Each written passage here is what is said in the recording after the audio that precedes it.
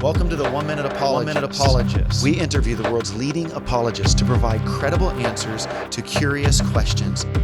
We live in a big world, Warren, and sometimes I think we can think, in this lottery world that our life is kind of like that, only a few people can really make a difference.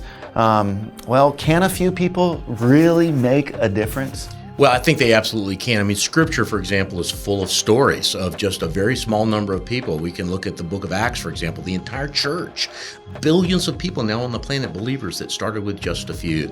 And, a lot of times, though, we do think, I'm no Bobby Conway, right? I don't have a 1 Minute Apologist media platform, or, I don't write books, or I'm not. What can I do? And I think the short answer, the best answer, is to be obedient to what God has called you to do.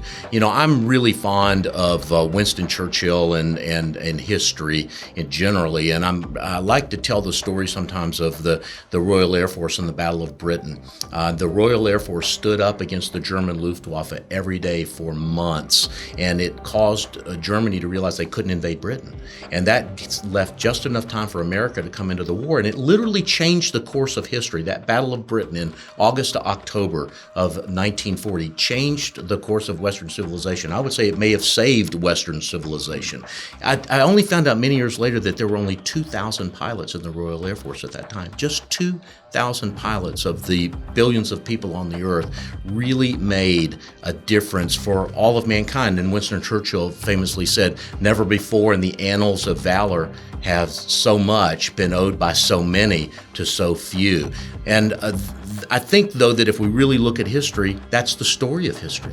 It's always been a very few people standing up in a crisis moment and saying, "I am going to do the right thing."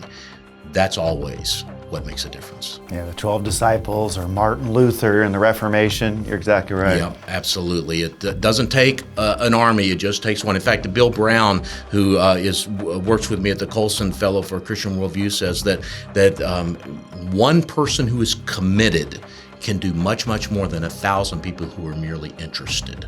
And I think that, too, is the story of all of history.